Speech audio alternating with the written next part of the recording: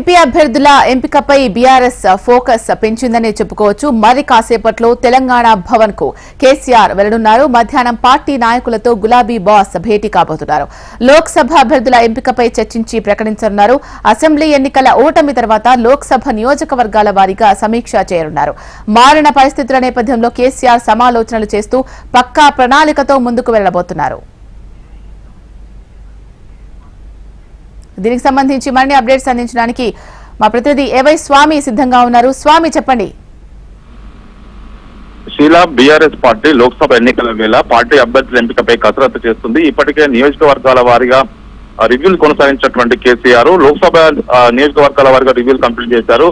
ఆ సందర్భంగా ఒకవైపు ఖమ్మంలో నామ నాగేశ్వరరావుని, ఇటు చేవెళ్లలో రంజిత్ రెడ్డిని, ఇటు కరీంనగర్ లో బోయినపల్లి వినోద్ కుమార్ ని ముగ్గురిని కూడా పార్టీ అభ్యర్థిగా ప్రకటించారు. మరోవైపు ఉన్న ముగ్గురు సిట్టింగ్ ఎంపీల్లో నగర్ కర్నూలు ఎంపీ రాములు బీజేపీకి వెళ్లారు. అదేవిధంగా జైరాబాద్ ఎంపీ బీపీ పార్టీలు బీజేపీ తీర్థం పుచ్చుకున్నారు. గతంలోనే ఒకవైపు కాంగ్రెస్ పార్టీలోకి పెద్దపల్లి ఎంపీ నేతకాని వెంకటేష్ కాంగ్రెస్ పార్టీలో చేరారు. ముగ్గురు సిట్టింగ్ ఎంపీలు కాంగ్రెస్ బీజేపీలో చేరడంతో కూడా ఒకవైపు రాష్ట్ర అసెంబ్లీ ఎన్నికల్లో బీఆర్ఎస్ పార్టీ ఓడిపోయిన తర్వాత పార్టీ కొన్ని రాజకీయ సమాలోచనలు మార్చుకుంటూ ఉన్నది. రానున్న రోజుల్లో ఏ విధంగా వ్యవహరించాలి, ఇప్పుడున్న పరిస్థితుల్లో పార్టీని స్ట్రెంథెన్ చేసుకోవాలంటే ఎలాంటి వ్యూహాలు అవలంబించాలనేది కూడా పార్టీ అధినేత కేసీఆర్ సమాలోచనలు చేస్తున్నారు. పార్టీ సీనియర్ నేతలు ఒకవైపు వర్కింగ్ ప్రెసిడెంట్ కేటీఆర్, మరోవైపు హరీష్ రావుతో కలిసి ఈ రోజు మధ్యాహ్నం 1 గంట సమయంలో తెలంగాణ భవన్ లో సమావేశం కాబోతున్నారు.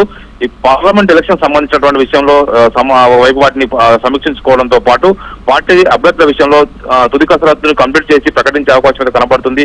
అందుకోసమే పార్టీ కీలక నేతలందరూ కూడా తెలంగాణ భవన్ కు రావాలని చెప్పేసి ఇప్పటికే పార్టీ భవన్ నేతలంతా కూడా ఆహ్వానించారు. 1 గంట సమయంలో కేసీఆర్ తెలంగాణ భవన్ చేరుకొని పార్టీ నేతలతోనే సమావేశం కాబోతున్నారు. ఆ సమావేశంలోనే పార్టీ అభ్యర్థులకు సంబంధించిన విషయంలో ఒకవైపు కొంతమంది ఎమ్మెల్యేలు పార్టీలు మారుతారు. ఒకవైపు బీజేపీ, కాంగ్రెస్ పార్టీలు ఆపరేషన్ ఆకర్షణ ప్రయోగిస్తున్నాయి. ఇలాంటి సందర్భంలో పార్టీని స్ట్రెంథెన్ చేసుకోవడం కోసం కాంగ్రెస్ పార్టీ చేస్తున్న ప్రచారానికి చెక్ పెట్టడం కోసం కూడా బీఆర్ఎస్ పార్టీ అధినేత ప్రయత్నం చేస్తూ ఉన్నారు.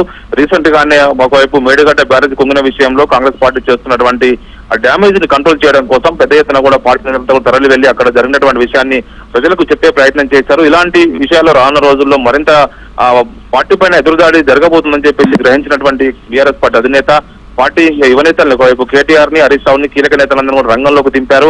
ఇప్పటికి ఇదే అంశానికి సంబంధించి కూడా వారితో ఎప్పటికప్పుడు మాట్లాడుతూ పార్టీని వచ్చే లోక్సభ ఎలక్షన్స్ లో మెరుగైన స్థానాలు సాధించడమే లక్ష్యంగా తెలంగాణ వాణిని పార్లమెంట్ లో వినిపించారంటే ఖచ్చితంగా బీఆర్ఎస్ పార్టీకి ఎంపీలు ఖచ్చితంగా లోక్సభ ఉండాలనే ఒక నినాదాన్ని జనంలోకి తీసుకెళ్తున్నారు.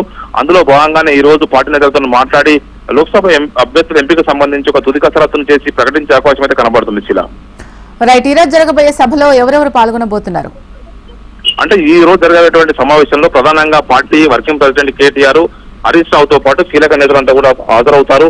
ఇందుకు సంబంధించి ఆయా లోక్సభ నియోజకవర్గాల వారీగా సంబంధించి ఇప్పటికే కసరత్తు కొనసాగుతుంది. బీజేపీ 9 మంది ఎంపీ అభ్యర్థుల్ని ప్రకటించింది. ఇటు కాంగ్రెస్ కూడా ప్రకటించడం కోసం కసరత్తు చేస్తుంది.